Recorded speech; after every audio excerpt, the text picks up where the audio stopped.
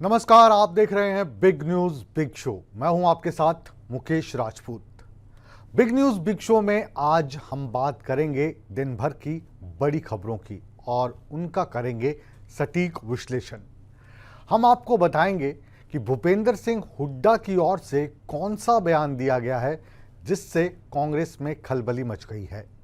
हम आपको ये भी बताएंगे कि चौधरी बीरेंद्र सिंह का अगला प्लान क्या है और इसके लिए वो क्या ऐलान कर सकते हैं। इसके अलावा अगली बड़ी खबर होगी गांधी परिवार पर कौन से भारतीय जनता पार्टी के नेता ने विवादित टिप्पणी की है। लेकिन सबसे पहले हम बात करेंगे G20 की। भारत को G20 से क्या मिला, ये जानने के लिए शुरुआत करते हैं बिग न्यूज बिग शो की इस पहली बिग रिपोर्ट से।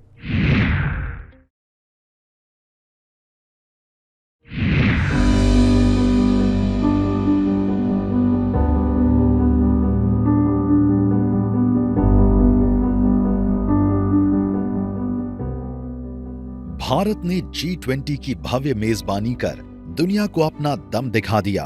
अंतर्राष्ट्रीय पटल पर भारत कई मुद्दों को सुलझाते हुए दिखा, जो कि पूरे विश्व में भारत के बढ़ते दबदबे को बयां करता है। रविवार को G20 में हिस्सा लेने वाले देशों के सुझावों, प्रस्तावों और विचारों पर चर्चा करने के लिए नवंबर से पहले एक वर्चुअल सेशन की पेशकश के साथ सम्मेलन के समापन का ऐलान कर दिया गया। प्रधानमंत्री नरेंद्र मोदी ने कहा कि ब्राजील के औपचारिक रूप से G20 देशों की अध्यक्षता करने से पहले भारत के पास 2.5 महीने का समय है और इसमें इन सुझावों पर विचार किया जा सकता है। उन्होंने one earth, one family, one future के रोड मैप को सुखद होने की कामना के साथ सम्मेलन में हिस्सा ले रहे देशों को धन्यवाद दिया। अमेरिका के राष्ट्रपति जो बाइडेन समेत दुनिया भर से जुटे कई नेताओं ने भारत की अध्यक्षता की तारीफ की। G20 सम्मेलन के दौरान भारत ने कई देशों के साथ द्विपक्षीय वार्ता की, जिससे आगे चलकर भारत को काफी फायदा होने वाला है। सम्मेलन में हिस्सा लेने के लिए अमेरिकी राष्ट्रपति बाइडेन और तुर्की के राष्ट्रपति रेचेप तैयब एर्दोआन ने द्विपक्षीय वार्ता के दौरान संयुक्त राष्ट्र सुरक्षा परिषद में भारत की स्थायी सदस्यता की दावेदारी का समर्थन किया। भारत की 15 देशों के साथ द्विपक्षीय बातचीत हुई। अमेरिका ने बातचीत के दौरान 31 ड्रोन खरीदने के लिए भारत की ओर से अनुरोध पत्र जारी करने का स्वागत किया। मोदी और बाइडेन ने कहा कि दोनों सरकारें स्ट्रेटेजिक पार्टनरशिप पर काम करती रहेंगी और सेमीकंडक्टर सप्लाई चेन के लिए काम करेंगे। ब्रिटेन के प्रधानमंत्री ऋषि सुनक और पीएम मोदी के साथ बातचीत में मुक्त व्यापार समझौते के साथ ही दोनों देशों के बीच आपसी व्यापार और निवेश में तेजी लाने की प्रतिबद्धता जताई गई। वहीं बांग्लादेश से सुरक्षा सहयोग, सीमा प्रबंधन, व्यापार और कनेक्टिविटी, जल संसाधन, बिजली और ऊर्जा सहयोग पर चर्चा हुई। कनाडा के पीएम जस्टिन ट्रूडो से खालिस्तानी अलगाववादियों को लेकर भारत की चिंता से अवगत कराया गया। G20 की बैठकों के बाद प्रधानमंत्री नरेंद्र मोदी आज सऊदी क्राउन प्रिंस से मिले। दोनों के बीच हुई द्विपक्षीय वार्ता में रक्षा संबंधों को मजबूत करने पर चर्चा हुई। पीएम मोदी से मुलाकात के बाद सऊदी क्राउन प्रिंस ने भारत सऊदी रणनीतिक साझेदारी परिषद यानी कि SPC की बैठक में हिस्सा लिया। बैठक के बाद प्रधानमंत्री मोदी ने बताया कि भारत के लिए सऊदी अरब सबसे महत्वपूर्ण रणनीतिक भागीदारों में से एक है। इस मौके पर प्रधानमंत्री G20 नेताओं को बापू कुटी के महत्व के बारे में समझाते नजर आए। महात्मा गांधी को श्रद्धांजलि देने के बाद G20 नेताओं ने लीडर्स लाउंज में शांति दीवार पर हस्ताक्षर भी किए। ब्यूरो रिपोर्ट, सूर्या समाचार।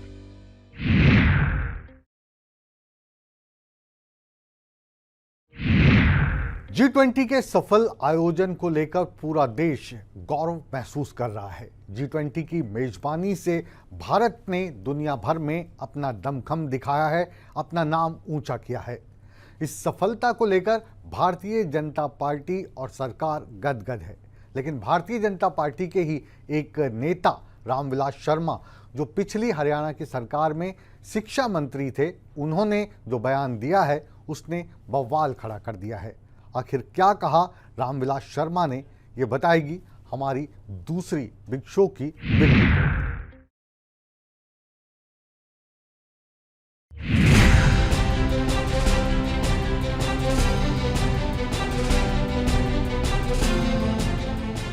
G20 की शानदार मेजबानी कर पूरा देश फख्र कर रहा है।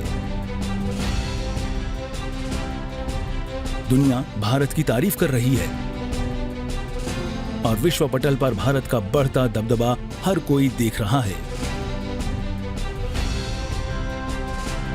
G20 को लेकर बयानबाजी भी खूब हो रही है और बयानबाजी के बहाव में पूर्व मंत्री रामविलास शर्मा भाषा की मर्यादा भूल गए। कोई बालक घना सुथरा हो तो उसके जो सियाणी माँ होती है वो काला टीका कर देती है। तो इसी तरह नरेंद्र भाई मोदी का नेतृत्व इतना कमाल का है, तो कुछ लोग अपन इटालियन भी तो रखे हुए हैं ना, वो किमी न किमी अड़बाद करते रहते हैं। तो उससे यही है कि भाई भारत की प्रतिष्ठा आज पूरी दुनिया में नरेंद्र भाई मोदी के नेतृत्व में आज शिखर पर है। रामविलास शर्मा ने गांधी परिवार पर हमला करते हुए विवादित बयान दे डाला। पत्रकारों से रूबरू होते हुए बीजेपी नेता ने कहा कि उन्होंने अच्छे कामों पर काला टीका लगाने के लिए इटालियन पाल रखा है। रामविलास शर्मा का ये बयान गांधी परिवार को लेकर है। एक बार फिर से सुनिए। कोई बालक घना सुथरा हो तो उसके जो सियाणी माँ होती है वो काला टीका कर देती है। तो इसी तरह नरेंद्र भाई मोदी का नेतृत्व इतना कमाल का है, तो कुछ लोग अपन इटालियन भी तो रखे हुए हैं ना, वो किमी न किमी अड़बाद करते रहते हैं। तो उससे यही है कि भाई भारत की प्रतिष्ठा आज पूरी दुनिया में नरेंद्र भाई मोदी के नेतृत्व में आज शिखर पर है। काबिल गौर है कि हर कार्यक्रम को देखने का अपना नजरिया होता है और विपक्ष वक्त वक्त पर सरकार की आलोचना करता है। सरकार पर कांग्रेस की टिप्पणी को लेकर रामविलास शर्मा ने गांधी परिवार पर हमला बोला है। चूंकि रामविलास शर्मा का बयान विवादित है तो बवाल मचना भी लाजमी है। ऐसे में देखना होगा कि कांग्रेस कैसे उनके बयान पर हमला बोलती है। सूर्या समाचार के लिए भिवानी से इंद्रवेश दुहन की रिपोर्ट।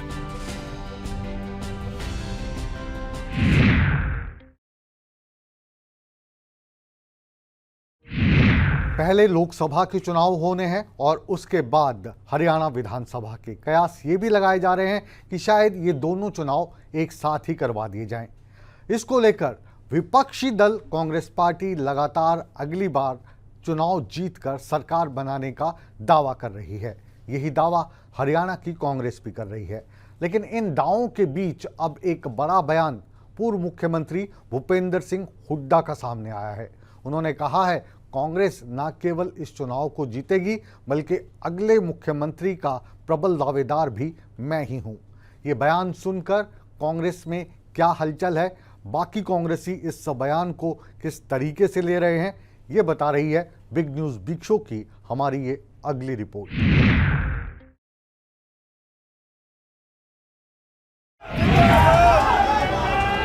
कांग्रेस कार्यकर्ता को भगाओ।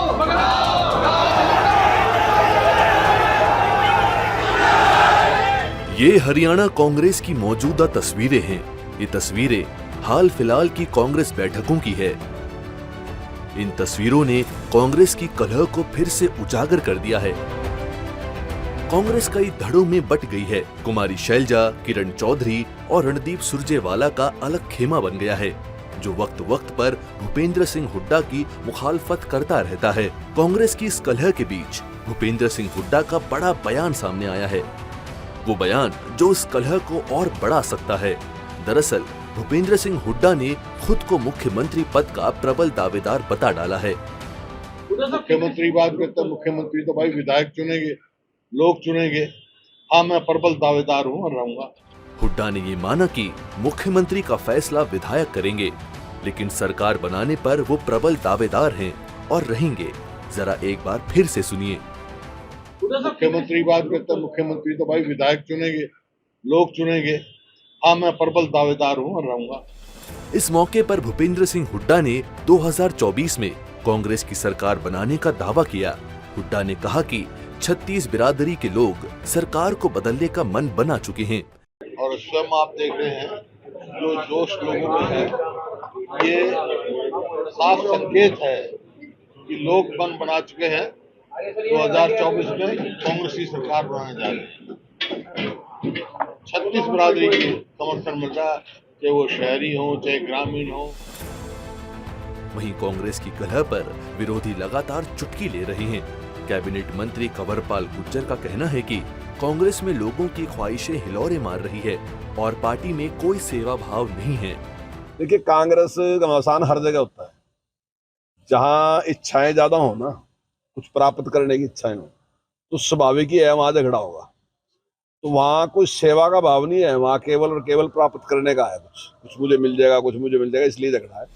बहरहाल हुड्डा साहब के बयान पर बवाल मचाना लाजमी है, पार्टी के अंदर भी और पार्टी से बाहर भी, क्योंकि सीएम पद के दावेदार को लेकर जहां एसआर के गुट घेरेगा, वहीं सत्ता बदलने के दावे पर बीजेपी चौतरफा हमला करेगी।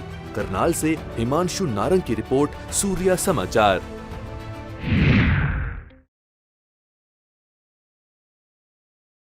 कांग्रेस की इस हलचल के बाद आइए अब बात करते हैं भारतीय जनता पार्टी के दिग्गज नेता चौधरी बीरेंद्र सिंह की। चौधरी बीरेंद्र अपने बेबाक अंदाज और बगावती सुर के लिए कांग्रेस में जाने जाते थे, लेकिन अब वो भारतीय जनता पार्टी में बड़े नेता हैं। कांग्रेस में बगावत लगातार वो करते रहे और यही अंदाज़े बयां उनका भाजपा में भी जारी है। चौधरी बीरेंद्र सिंह अब भाजपा से भी नाखुश दिखाई दे रहे हैं। उन्होंने ऐलान किया है कि उनके जीवन को लेकर, उनकी पार्टी को लेकर उनके बहुत बड़े प्लान हैं, जिनका ऐलान वो 2 अक्टूबर को यानी गांधी जयंती पर जींद में करेंगे, जिसके लिए एक बहुत बड़ी जनसभा भी उन्होंने बुलाई है। क्या है उनके प्लान, क्या होगा उनका ऐलान और उनके बगावती सुर क्या कहने की कोशिश कर रहे हैं, ये जानने की कोशिश है हमारी ये अगली रिपोर्ट।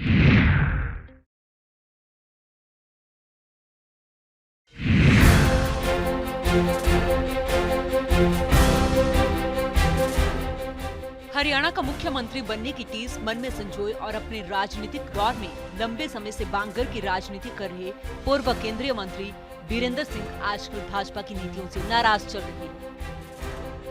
शायद इसी कारण वह खुले मंच से भाजपा सरकार की नीतियों पर सवाल उठाते रहते हैं और इसके साथ ही अपने प्रोग्राम में भाजपा और जसपा के नेताओं के खिलाफ बोलने से भी गुरहेज नहीं करते। हालांकि भाजपा की ओर से उनके बेटे विजेंद्र सिंह को हिसार से सांसद बनाया गया है और उनकी धर्मपत्नी प्रेमलता भी बीजेपी से पूर्व विधायक रह चुकी हैं। वहीं कैथल पहुंचने पर उन्होंने क्या कुछ कहा, सुनिए आप। मैंने बता दिया कि हम राजनीति से ऊपर उठ के जो ज्वलंत समस्याएं देश की आज़ादी से पहले थी और आज भी हैं, मैं ये नहीं कहता कि उस पर काम नहीं हुआ, हर सरकार ने काम किया, लेकिन आज भी गरीबी है, आज भी भुखमरी है, आज भी बेरोजगारी और बढ़ी है। बेरोजगारी की समस्या ये है कि हमारे सैकड़ों बच्चे हर गांव से, एक एक गांव से 100-100, 200-200 बच्चे विदेशों में जाने की फिराक में हैं। ये गरीबी का संकेत है कि हम यहाँ रहे, खेती पे निर्भर रह के हम अपनी आजीविका पूरे रूप से कमा नहीं सकेंगे। और भी अनेक भ्रष्टाचार की बात है, ये बेरोजगारी, भ्रष्टाचार, ये सारी ऐसी समस्याएं हैं जिनको नए रूप से देख के और नए समाधान के लिए हम कुछ सोच रहे हैं। इस दौरान उन्होंने कहा कि मुद्दा कांग्रेस, भाजपा या अन्य राजनीतिक दलों में जाने का नहीं, बल्कि देश और प्रदेश को एक सामाजिक दिशा कैसे मिले इस बात का है। वहीं इस दौरान उन्होंने उप मुख्यमंत्री दुष्यंत चौटाला पर भी जमकर निशाना साधा। सुनिए। खुल के बोला, अभी 4 दिन पहले भी, आज भी मैं आई स्टिल रिपीट कि मैं अपने काम गिनवाता हूँ और वो 5% काम गिनवा दे मेरे मुकाबले में, तो मैं मान जाऊंगा कि इसने काम किए हैं। कुछ किया ही नहीं। राजनीति के आखिरी पड़ाव में वीरेंद्र सिंह पीछे हटने वाले नहीं हैं। शायद इसलिए अब उन्होंने बीजेपी को अलविदा कहने का मन बना लिया है, जिसकी घोषणा वह आगामी 2 अक्टूबर को जींद में होने वाले मेरी आवाज सुनो सम्मेलन में कर सकते हैं। आप इस बात से अंदाजा लगा सकते हैं कि जब उन्होंने प्रोग्राम का नाम ही मेरी आवाज सुनो रखा है, तो ये जाहिर है कि उनके मन के अंदर ना जाने कितनी बातें हैं जो 2 अक्टूबर को खुले मन से वीरेंद्र सिंह कहने वाले हैं। गौरतलब है कि 2 अक्टूबर को चीन में मेरी आवाज सुनो कार्यक्रम आयोजित किया जा रहा है और इसी सम्मेलन का न्योता देने वीरेंद्र सिंह कैथल पहुंचे थे। सूर्य समाचार के लिए कैथल से वीरेंद्र पुरी की रिपोर्ट।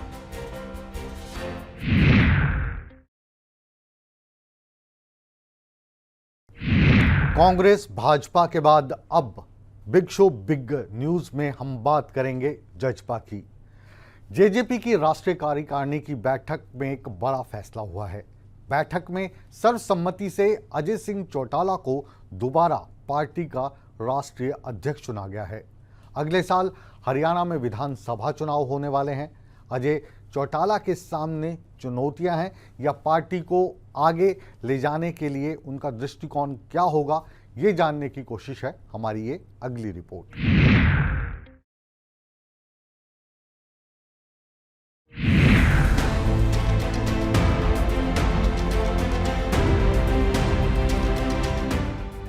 पांच साल पहले नई पार्टी बनी, जेजेपी को दोबारा राष्ट्रीय अध्यक्ष मिल गया है।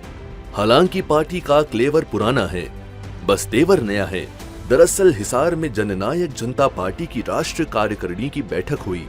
बैठक में अजय चौटाला को दोबारा राष्ट्रीय अध्यक्ष चुना गया। इस बैठक में जेजेपी के राष्ट्रीय अध्यक्ष अजय चौटाला, डिप्टी सीएम दुष्यंत चौटाला समेत तमाम सदस्य मौजूद रहे, जिसके अंदर दोबारा सर्वसम्मति से पार्टी की पूरी कार्यकारिणी ने राष्ट्रीय अध्यक्ष का दायित्व डॉक्टर अजय सिंह चौटाला जी को देने का काम किया है। और मैं पूरी राष्ट्रीय और हमारे सारे प्रदेशों की कार्यकारिणी अध्यक्षों को आभार प्रकट करता हूं कि सब ने मिलकर एक वॉइस वोट से डॉक्टर अजय सिंह चौटाला जी को ये जिम्मेवारी दी। अगले साल हरियाणा में विधानसभा चुनाव होने हैं, तो तैयारियां भी जोरों पर है। इसी कड़ी में पार्टी ने दोबारा से अजय चौटाला पर भरोसा जताया है। जेजेपी की नजर राजस्थान विधानसभा चुनाव पर भी है। पार्टी राजस्थान में अपनी जमीन मजबूत कर रही है और इस बार ताऊ देवीलाल की जयंती राजस्थान के सीकर में मनाई जाएगी। 25 सितंबर को सीकर में बड़ी रैली होगी, जिसके लिए कार्यकर्ताओं की ड्यूटी लगाई जाएगी।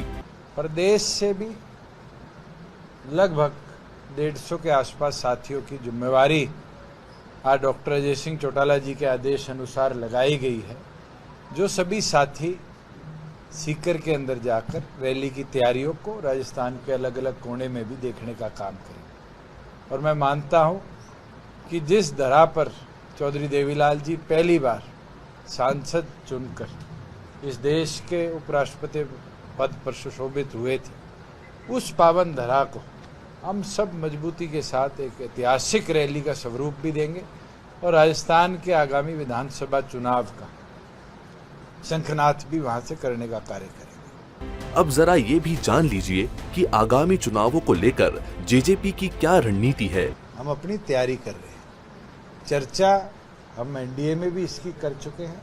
आगे बैठकर निर्णय होगा और उसमें क्या निर्णय होता है उसके बाद की बात है, मगर हमने ये निर्णय जरूर किया है कि 25 से 30 विधानसभाएं जो हम टारगेट कर चुके हैं चौधरी देवीलाल जी के समय से, हम जिन पे मजबूत रहे हैं, जीते भी हैं, हमारे विधायक भी भारी बहुमत से जीत कर आए हैं, उन सब पर पार्टी का फोकस रहेगा। ये जो नए जिले बने हैं, इसके बाद ये सीटें जो 30 हैं, ये 18 जिलों के अंदर इसका विभाजन हुआ है, तो मैं मानता हूँ ये 18 जिले हमारे लिए महत्वपूर्ण हैं। काबिले गौर है कि जेजेपी की स्थापना 9 दिसंबर 2018 में हुई थी। उसके बाद साल 2019 में हुए हरियाणा विधानसभा चुनाव में 10 सीटें जीतकर जेजेपी ने सबको चौंका दिया था। जेजेपी ने सरकार में किंग मेकर की भूमिका निभाई थी। ऐसे में अजय चौटाला के सामने पुराने प्रदर्शन को दोहराने और उससे आगे बढ़ने की चुनौती होगी। हिसार से संदीप सैनी, सूर्य समाचार।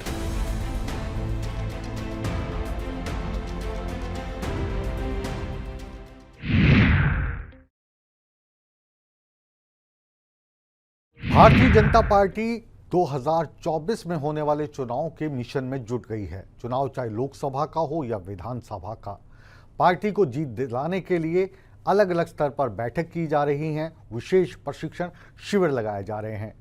क्या क्या चल रहा है भारतीय जनता पार्टी के इन शिविर में, कार्यकर्ताओं को क्या क्या जिम्मेदारियां दी गई हैं, देखते हैं हमारी इस खास रिपोर्ट में।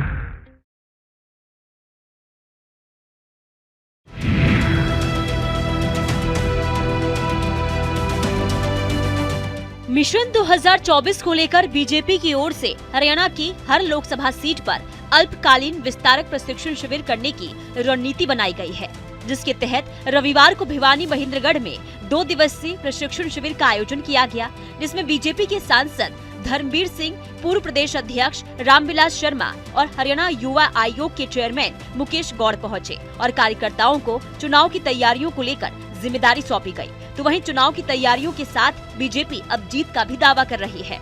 ये तैयारी है कि हम शक्ति केंद्र पे देखिए हरियाणा एक प्रदेश, फिर उसके बाद में 10 लोकसभा, 22 जिले, 90 विधानसभा, उसके अंदर जो है 90 विधानसभा में 311 हमारे मंडल के अंदर हैं, उसके बाद में 4400 हमारे शक्ति केंद्र हैं और 3,40,000 जो है पन्ना प्रमुख, 19,800 बूथ समितियाँ हैं। हमने टोटल गठन का काम किया है। ये चुनाव की तैयारी भी आप इसको कर सकते हो और अगर चुनाव में जाएंगे तो हम पूरी तरह से सक्षम हैं हर चीज़ के लिए, क्योंकि हमने पन्ना प्रमुख तक के गठन को किया है। 3,40,000 आज हमारे पास लिस्टेड कार्यकर्ता है।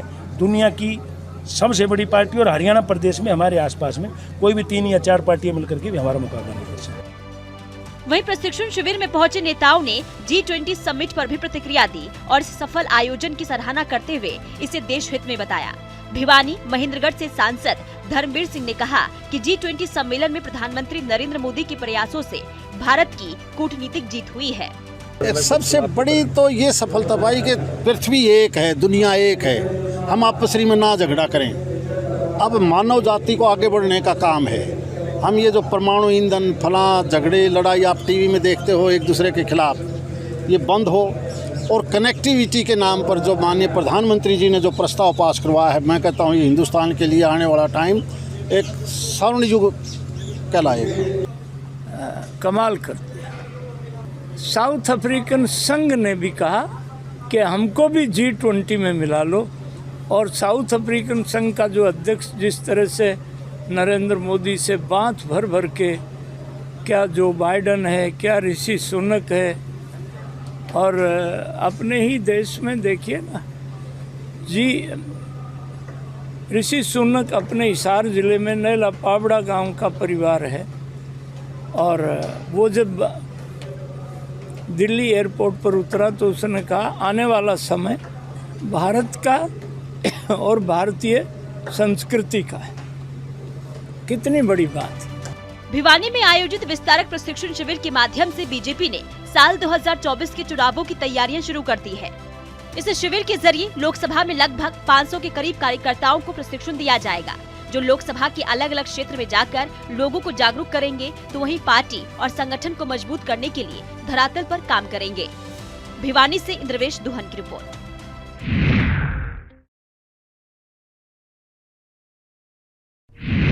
बिग न्यूज बिग शो के अंत में अब हम आपको एक ऐसी रिपोर्ट दिखाने जा रहे हैं जिससे देखकर आप भी सवाल करेंगे कि जब रक्षक ही भक्षक बन जाएं तो फिर क्या होगा। दरअसल जींद में 3 पुलिसकर्मियों ने एक शख्स को बेरहमी से पीटा। अब आपको इसकी पिटाई की वजह भी बताते हैं। दरअसल पुलिस वालों पर आरोप है कि ये गाड़ी रोककर 2000 रुपये मांग रहे थे। पैसा ना देने पर युवक की बुरी तरीके से पिटाई की गई। क्या है पूरा माजरा, हमारी इस रिपोर्ट में आपको विस्तार से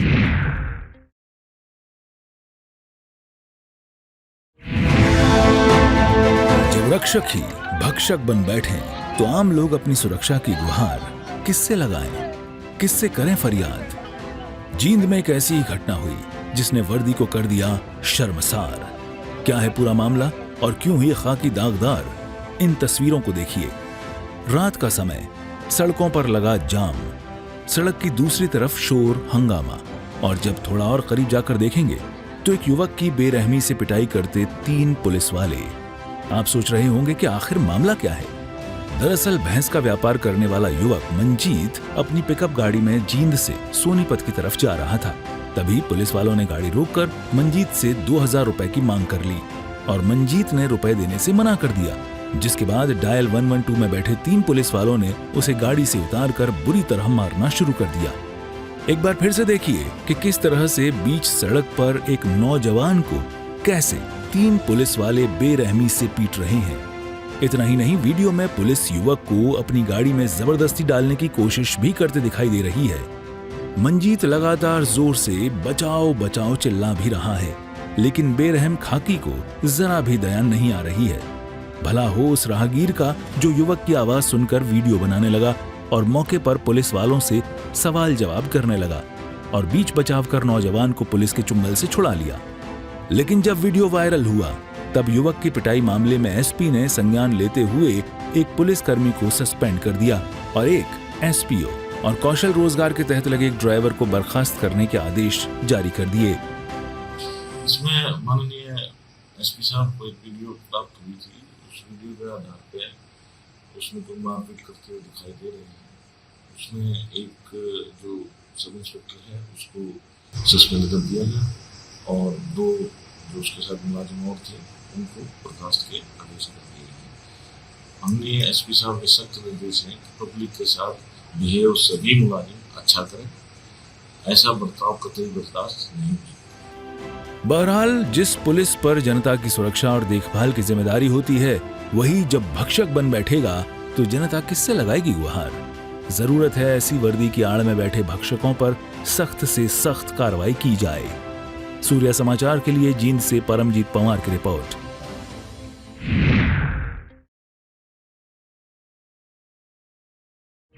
बिग न्यूज बिग शो को अब यहीं पर विराम देने का समय आ गया है, लेकिन आप कहीं मत जाइए, बने रहिए हमारे साथ, क्योंकि सूर्य समाचार पर हमेशा की तरह खबरों का सिलसिला बदस्तूर जारी है। बने रहे हमारे साथ।